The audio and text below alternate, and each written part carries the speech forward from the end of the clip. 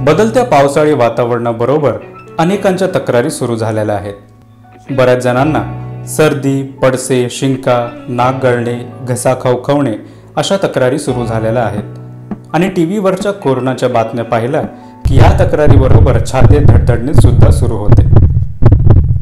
प्रेक्षक हो, प्रत्येक सर्दी, शिंका किंवा नाक गळणे हे कोरोनाचे लक्षण असत नाही, त्यामुळे घाबरून जायचे कारण नाही।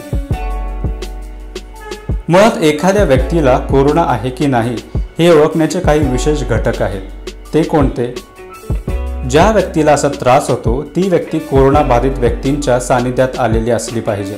म्हणजेच कोरोना बाधित क्षेत्रात प्रवास करून येणे, कुटुंबात किंवा शेजारी कोरोना बाधित व्यक्ती असणे किंवा कोरोना बाधित व्यक्तींच्या संपर्कात येण्याची शक्यता असणे, उदाहरण डॉक्टर, नर्स, लॅब कर्मचारी, आरोग्य कर्मचारी, सफाई कर्मचारी, प्रशासकीय अधिकारी, पोलीस किंवा लॉकडाऊन काळात दररोज या ना त्या कारणाने प्रवास करण्याने किंवा विविध प्रकारच्या स्टोअरमध्ये किंवा मॉलमध्ये विशेषतः दररोज गर्दीच्या संपर्कात येणाऱ्या व्यक्तींना कोरोनाचा धोका आजच्या अशा परिस्थितीत संभवू शकतो।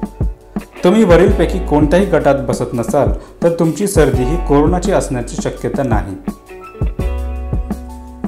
तुम्हाला अगदी लहानपणापासून किंवा गेल्या 2-3 वर्षापासून सर्दी, शिंकाचा किंवा सुरू असलेला त्रास याच वातावरणात म्हणजेच पावसाळी वातावरणात नेमका याच वेळी सुरू होत असेल तर ही सर्दी वातावरणामुळेच म्हणजेच ॲलर्जीची असण्याची शक्यता अधिक आहे।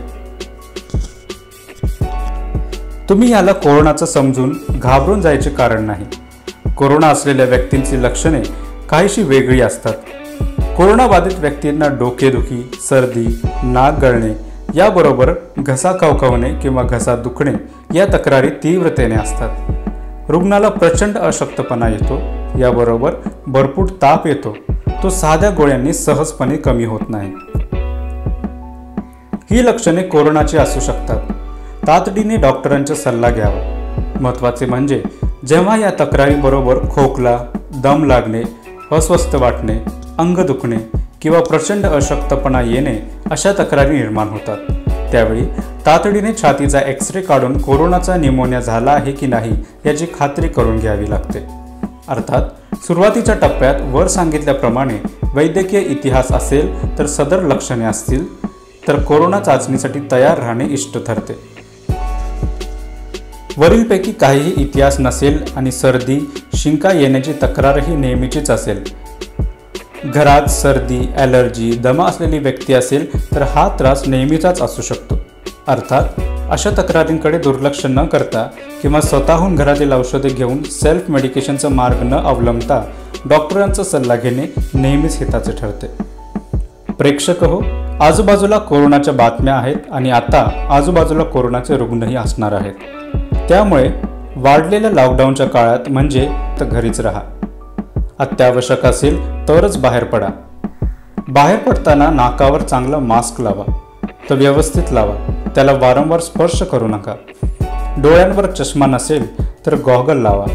बाहेर कोणत्याही अनोळखी वस्तूला स्पर्श करू नका, हस्तांदोलन करू नका। असे केल्यास हात तातडीने साबणाने स्वच्छ धुवा। साबण नसेल तरच सॅनिटायझर वापरा। डोळे, नाक, तोंड आणि चेहऱ्यावर कुठेही स्पर्श करू नका। मास्क नसलेल्या कोणत्याही व्यक्तीच्या निकट 6 फूट अंतराच्या आत जाऊ नका। अर्थात तुमची रोगप्रतिकारक क्षमता चांगली ठेवण्यासाठी वेळेवर आहार घ्या, नियमित व्यायाम करा, आहारात फळांचा, पालेभाज्यांचा वापर करा, क जीवनसत्व आणि झिंकयुक्त पदार्थ घ्या, वाटल्यास पुरेशी झोप, तणावरहित दैनंदिन ही आरोग्य सूत्रे आपल्याला कोरोनापासून दूर ठेवतील।